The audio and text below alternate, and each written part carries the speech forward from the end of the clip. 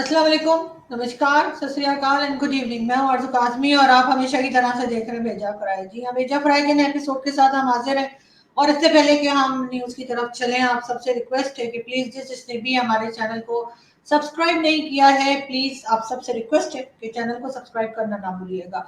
बात हम करेंगे जी पाकिस्तान की, बात हम करेंगे फैसलाबाद की और जी जड़नावाला। जी हाँ, आज पाकिस्तान में एक बार फिर बहुत ही अफसोसनाक वाकयात हुए हैं और हमेशा की तरह जैसे हम पहले भी कई बार इसी किस्म की न्यूज आपको दे चुके हैं, बात कर चुके हैं कि किस तरह से माइनॉरिटीज के ऊपर जुल्म किया जाता है, उनको परेशान किया जाता है, उनके ऊपर गलत सलत एलिगेशंस लगाई जाती हैं, ब्लास्फेमी लॉ का मिसयूज किया जाता है। और वही एक बार फिर हमने फैसलाबाद में होते हुए देखा।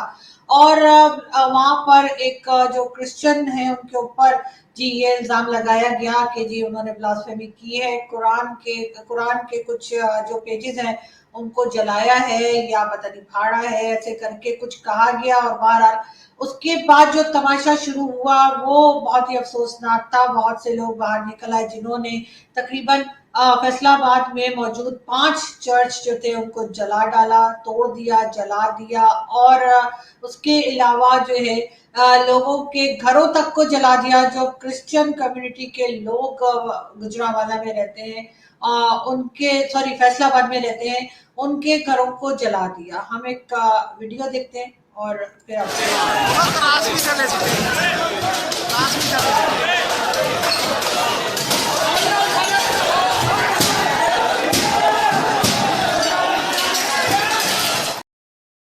जी, तो ये एक चर्च की वीडियो थी और इसको भी तोड़ा जा रहा था, क्रॉस को तोड़ा जा रहा था, बिल्डिंग को बुरी तरह से नुकसान पहुंचाया जा रहा था। और एक वीडियो और देखते हैं।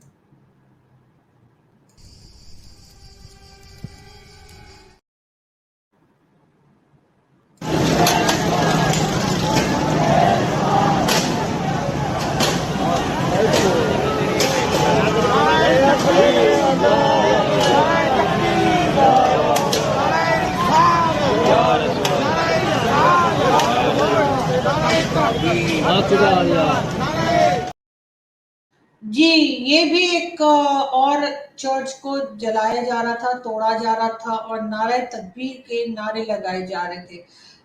बहुत ही अफसोसनाक वाकयात है, लेकिन पाकिस्तान में कोई पहली बार नहीं हो रहे और ना ही आखिरी बार हो रहे हैं।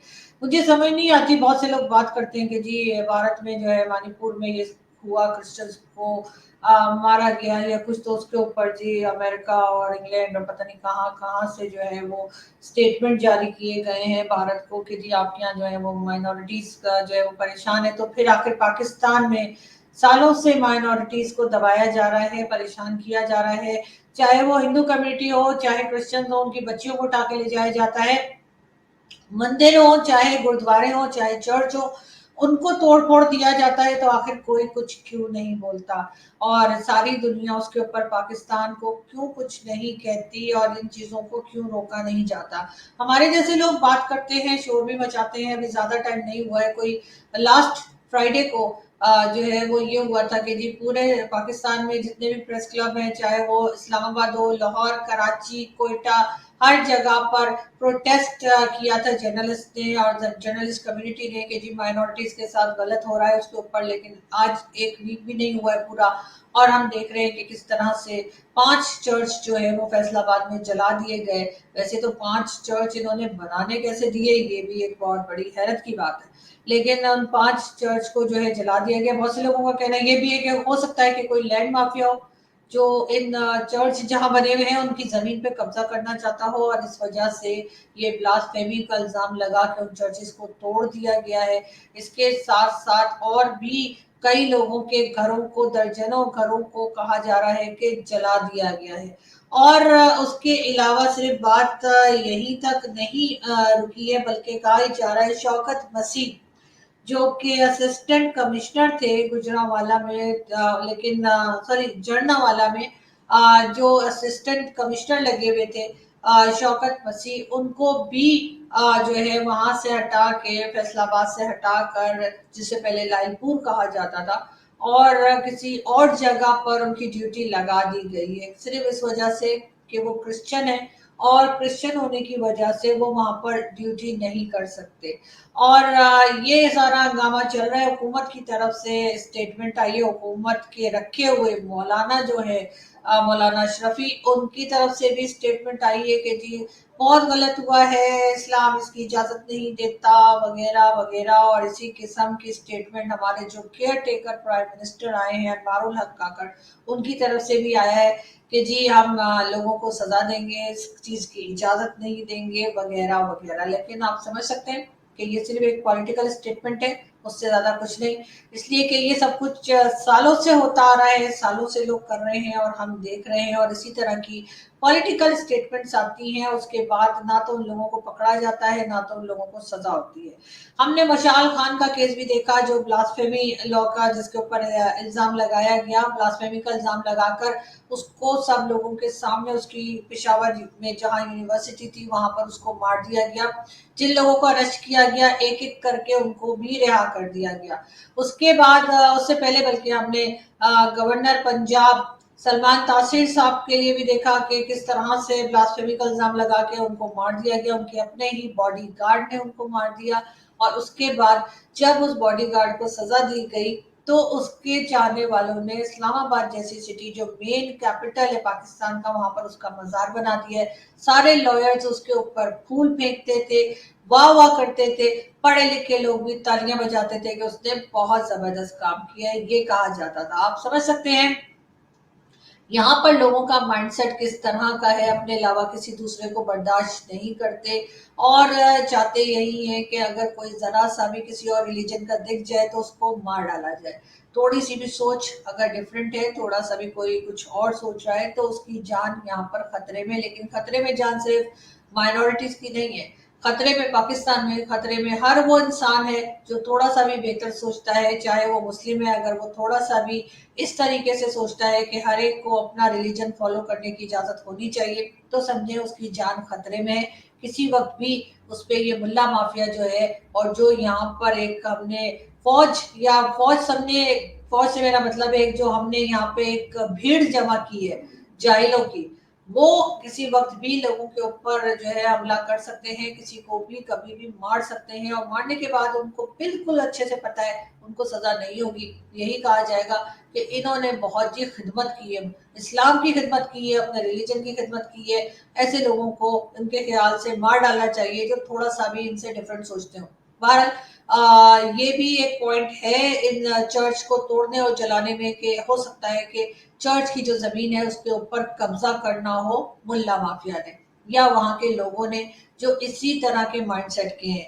लेकिन साथ साथ हम आपको ये भी बताते चले कि लोगों के घरों को भी जला दिया है। मगर यहाँ पर हम आपको एक वीडियो क्लिप दिखाएंगे कर्नल दानवीर सिंह का, जो कि इंडिया से आप सब जानते हैं कर्नल साहब को, और वो इस हादसे के बारे में क्या बात कर रहे हैं। ये वो अपने चैनल पे उन्होंने एक वीडियो जो है आज लगाई थी, उनकी परमिशन से मैं ये क्लिप इस्तेमाल कर रही हूँ। और उनके चैनल का लिंक जो है हमारे इस चैनल के डिस्क्रिप्शन में होगा। आप उस चैनल को प्लीज फॉलो भी कीजिए और वीडियो भी देखिए और अपनी राय भी दिएगा कि जो बात कर्नल साहब कह रहे हैं उससे आप कहाँ तक एग्री करते हैं। खैर अभी हम वो क्लिप आपको दिखाते हैं जो हमने उनकी वीडियो में से एक छोटा क्लिप लिया है।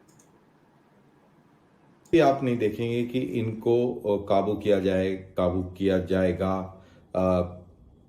ब्लेसफेमी लॉ जिस तरीके से पाकिस्तान में दुरुपयोग होता है, सलमान तासीर एक मेरे ख्याल से सलमान तासीर ही थे जो पंजाब का गवर्नर था, उसने उसके खिलाफ कोई बात करी तो उसी के बॉडीगार्ड ने उसको उसका कत्ल कर दिया। और जो लॉयर कम्युनिटी थी उन्होंने उस मर्डरर को उसके ऊपर फूल बरसाए और वो सब कार्रवाई हुई और उसको क्या कहते हैं शहीद का दर्जा दे दिया।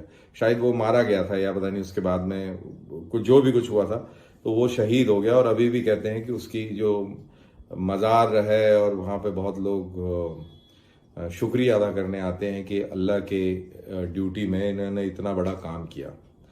अब मेरे ख्याल से सीरिया, सूडान और आपका अफगानिस्तान इन एनी केस और पाकिस्तान, यहीं पे जहालत आप को देखने को मिल रही है। और मेरा ये मानना है कि इन्होंने जितनी खिदमत इस्लाम की करी है शायद और किसी नेशनैलिटी ने नहीं करी।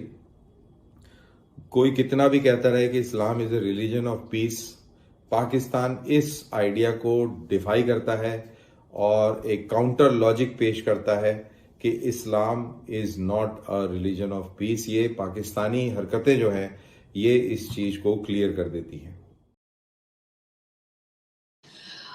बिल्कुल कर्नल दानवी जो बात कर रहे थे पाकिस्तान के हवाले से तो ठीक ही कर रहे थे, लेकिन इस्लाम सिर्फ पाकिस्तान में ही नहीं है। पाकिस्तान में तो शायद उसको ब्लाइंडली फॉलो करने वाले या बावले ज्यादा रहते हैं, वरना इस्लाम तो और बहुत सी इस्लामिक कंट्रीज हैं, बहुत सारी गल्फ कंट्रीज हैं और दूसरे इस्लामिक कंट्रीज, हमने कहीं पे भी इस किस्म का जुनून और इस किस्म का पागलपन नहीं देखा जो पाकिस्तान में देखने को मिलता है। मुझे नहीं समझ आती कि आखिर यहाँ के लोग इस तरह से क्यों हैं।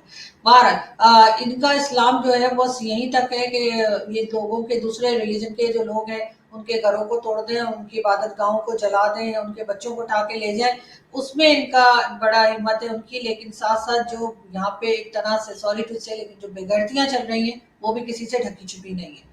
एक कुछ दिन पहले हमने आपको बच्ची बताई थी जो कि 9 साल की बच्ची किसी जज के घर में जॉब करती थी और वहां पर उस जज की बीवी ने जो है वो उसको मारा था, हड्डियां वड्डियां तोड़ दी थी, बुरा हाल उस बच्ची का कर दिया था। बहुत हंगामा रहा, बहुत शोर मचा और उस बच्ची को हॉस्पिटलाइज किया गया, उसका ट्रीटमेंट अभी भी चल रहा है। और वो जो जज साहब हैं उनकी मिसेस को भी अरेस्ट किया गया, लेकिन निकल आएंगे, पैसे वाले हैं, पैसे वालों को सजा थोड़ी होती है पाकिस्तान में।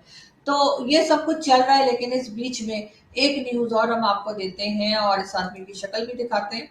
जी हाँ, ये जो आप पिक्चर देख रहे हैं इस आदमी का नाम जो है वो है पीर असद शाह। और जी इसको जो है अरेस्ट किया गया है और ये आदमी जो है इसके घर में भी एक 9 साल की बच्ची काम करती थी और इसने उसके साथ गलत काम किया, उसको रेप किया और उसको टॉर्चर किया और उस बच्ची को मार डाला। और अब इस आदमी को, यानी कि पीर असद शाह जो है, इसको जी अरेस्ट करके रखा गया है। लेकिन कब तक? ये बावलपुर का वाकया मैं आपको सुना रही हूँ। बावलपुर भी पंजाब के इलाके में आता है और लेकिन इसको कितने दिन जेल में रखा जाएगा और कब ये फिर बाहर आ जाएगा कुछ कहा नहीं जा सकता। इसलिए कि इस तरह के लोगों के सपोर्ट करने वाले भी बहुत होते हैं और वो गरीब लोग जो अपने बच्चों को लोगों के घरों में काम करने के लिए भेज देते हैं, उनसे मेरी रिक्वेस्ट है कि जी अगर आप बच्चों को पाल नहीं सकते, उनके आप काम करवा के अपना खुद का गुजारा कर रहे हैं, तो फिर बच्चों को पैदा ना करें। बच्चे पैदा ना करने के लिए 10 तरीके हैं और वो तरीके आप बड़ी आसानी से आपको डॉक्टर भी बता देंगे और आपको इंटरनेट पे भी पता लग जाएगा। तो प्लीज बच्चों पे जुल्म ना करें, उनके ऊपर ये जुल्म ना होने दें कि आप उनको पैदा तो कर लेते हैं लेकिन उसके बाद बजाय उनकी हिफाजत करने के, उनको खिलाने के, पढ़ाने के, आप उन्हें इन जैसे जंगली जाहिलों के घर में काम करने के लिए भेज देते हैं जहाँ पर ये लोग उनको, बच्चों के साथ गलत काम करते हैं और उनको मार डालते हैं। यहाँ पर किसी का इस्लाम नहीं जगता, यहाँ पे किसी को ये याद नहीं आता कि जी ये तो गलत काम है और इसके लिए तो इस्लाम ने मना किया है या कोई इस किस्म की बातें कुछ नहीं कहा जाता। और इस पे जो है वो एक तरह से पर्दा डाला जाता है। अभी कुछ ही दिन में आप देखेंगे कि ये आदमी भी जो है वो जेल से निकलेगा या थाने में जिधर भी बंद है वहां से निकाला जाएगा और बड़े आराम से इधर उधर पूरे दुनिया में घूम रहा होगा।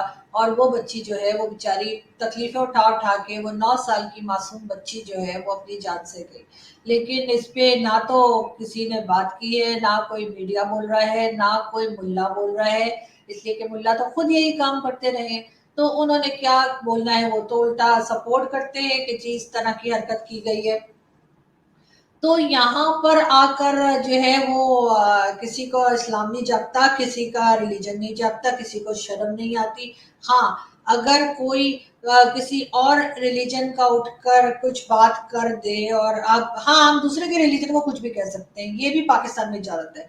आप किसी दूसरे के रिलीजन के लिए कोई भी घटिया से घटिया बात कर सकते हैं, आप किसी के मंदिर को तोड़ सकते हैं, किसी के गुरुद्वारे को तोड़ सकते हैं, किसी के चर्च को तोड़ सकते हैं, कुछ भी कर सकते हैं। लेकिन कोई आपके रिलीजन पे अगर पलट के बोले तो बर्दाश्त नहीं है। अगर कोई मस्जिद की एक ईंट भी हिला दे तो बर्दाश्त नहीं है। वैसे अभी तक किसी ने मस्जिद की ईंट जो है वो हिलाई नहीं है, लेकिन जाहिर है लोग डर जाते हैं, खौफजदा हो जाते हैं, जिनको बगैर कुछ किए यहाँ पर बोलने की इजाजत नहीं है। भारत की हम बहुत बात करते हैं, भारत में जी बड़ा जुल्म हो रहा है, मुसलमानों पे बड़ा जुल्म हो रहा है, लोगों पे बड़ा जुल्म हो रहा है, लेकिन वहां का मुसलमान सड़क पे खड़ा होकर चिल्ला चिल्ला के गवर्नमेंट को कुछ भी कह सकता है। वहां का मुसलमान चिल्ला चिल्ला के ये कह सकता है कि हाँ जी, मैं तो मस्जिद पे लाउड स्पीकर भी लगाऊंगा, मैं तो पूरा दिन उस पर भाषण भी दूंगा, और मेरा जहां दिल करेगा वहां मेन रोड के ऊपर मैं नमाज पढ़नी भी शुरू कर दूंगा, किसी की कोई परवाह नहीं।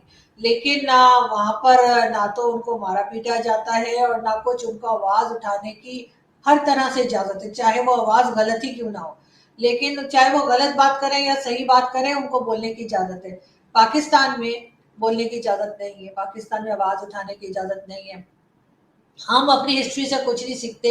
हमने श्रीलंकन सिटीजन को मार डाला जला के, कोई कुछ नहीं बोला, सब लोग खामोश है, बस थोड़ा सा सॉरी सॉरी सॉरी हुआ और उसके बाद कहानी खत्म। एक बार फिर हमने चाइनीज सिटीजन के साथ किया। चाइनीज सिटीजन को किसी तरीके से चाइना वाले जिंदा सलामत निकाल कर ले गए, उसके ऊपर भी वही इल्जाम लगा दिया था। अब जाहिर है चाइना तो हमारा माई बाप है, चाइना के अगर लोगों को हमने इस तरह से किया, वैसे तो बहुत से लोग हम ब्लास्फेमी के इल्जाम के बगैर भी चाइनीज को अक्सर मारते रहते हैं। चाइना में भी जो है आपको वहां कराची में आपको याद होगा कि चाइनीज सिटीजन्स को मारा गया था, सुसाइड बॉम्बिंग वहां की गई थी। उसके बाद कुछ दिन पहले भी जो है चाइनीज सिटीजन्स पे अटैक किया गया, उनकी जानें ली गई। लेकिन हम चाइना को किसी तरीके से बहला फुसला के फिर मना लेते हैं, क्योंकि हमें उनसे चाहिए पैसा। अब यहाँ पे जो माइनॉरिटी के लोग रहते हैं बेचारे, वो तो हमें कुछ दे नहीं सकते, इसलिए कि हम तो उन्हें किसी अच्छी जॉब में भी जाने नहीं देते, हम तो उन्हें किसी जगह तरक्की भी नहीं करने देते कोई खास। और बात हम करते हैं इस्लाम इस्लाम इस्लाम की, काफिरों से हम उनका नाम हमने काफिर रखा हुआ है, जो भी नॉन मुस्लिम है हमारे लिए वो काफिर है, और हम उनके साथ बैठ के खाना पसंद नहीं करते। लेकिन हम काफिर कंट्रीज में जाकर भीख मांगने को तैयार हैं। हम हर उस कंट्री में जाने को तैयार है जो नॉन मुस्लिम है, लेकिन हमें पैसा दे देती है। लेकिन क्योंकि इस्लामिक कंट्री तो हमें पैसा देते नहीं है, जो गल्फ कंट्रीज हैं वो हमें आसानी से पैसा नहीं देते। लास्ट टाइम भी हमने देखा था कि जब हम सऊदी अरब के सामने गए, यूएई के पास गए, हाथ पांव जोड़े, नाक रगड़ी, जूते साफ किए, जूते चाटे बल्कि उनके, तब भी उन्होंने कहा या बीबी ना ना ना ना, पहले जाओ जाकर आईएमएफ से पैसा लेकर आओ फिर हम देंगे। और फिर वही हुआ, आईएमएफ जो कि काफिर कंट्री है वहां पर पहुंचे, वहां जूते चाटे, वहां से पैसा पकड़ा, तब जाके इस्लामिक कंट्री जो जिसको हम बड़ा ही अपना सब कुछ मानते हैं, सऊदी अरब और यूएई, उसने हमें फिर कुछ पैसे दे दिए। तो जी पैसा मांगते हुए जो है, सामान मांगते हुए, वैक्सीन मांगने के लिए हम भारत पहुंच गए थे, और बाकी मेडिसिन के लिए भी हम भारत पहुंच जाते हैं। पैसा लेने के लिए हम वर्ल्ड बैंक, यूरोप, चाइना, जो कि किसी भी खुदा को नहीं मानता, वहां भी पहुंच जाते हैं। लेकिन जो गल्फ कंट्रीज हैं या इस्लामिक कंट्रीज हैं, उनमें सबसे आखिर में जाते हैं, क्योंकि हमें पता है वो हमें पैसा नहीं देंगे, जाएंगे भी तो नहीं देंगे, और अगर देंगे भी तो सिर्फ देखने के लिए देंगे, कहेंगे नो नो नो, टच करने का नहीं, सिर्फ देखने का है। तो इसलिए हम वहां नहीं जाते। हमारा इस्लाम वहां तक ही रहता है जहां तक हम अफोर्ड कर सकते हैं। बाकी जो है, जो जंगलीपना है, वो सिर्फ और सिर्फ आपको पाकिस्तान के ही मुस्लिम से मिलेगा। मैं विद द ड्यू रिस्पेक्ट मैं कर्नल दामिर की इस बात से इख्तिलाफ करूंगी कि सब जगह जो मुस्लिम रहते हैं सब ऐसी सोच के, सब ऐसी सोच के नहीं है सर। सिर्फ पाकिस्तान में ही आपको इस किस्म के जंगली और जनूनी किस्म के लोग मिलेंगे, जो किसी भी दूसरे रिलीजन को बर्दाश्त नहीं करते, जो हर किसी को मारने काटने को तैयार रहते हैं, जो हर वक्त इस चीज के लिए तैयार रहते हैं कि कब मौका मिले और कब वो किसी का मंदिर और किसी का जो है वो चर्च या गुरुद्वारा गिरा दें। ऐसे लोग आपको सिर्फ और सिर्फ पाकिस्तान में मिलेंगे, और अनफॉर्चुनेटली हम भी पाकिस्तान का ही हिस्सा है। ये और बात है कि हमारी सोच वैसी नहीं है, इसलिए हमारे लिए भी कुछ पता नहीं कि हम कब तक हैं और कब कोई जनूनी आके ब्लास्फेमी लगा के किसको कब मार दे, पाकिस्तान में इसकी कोई गारंटी नहीं है।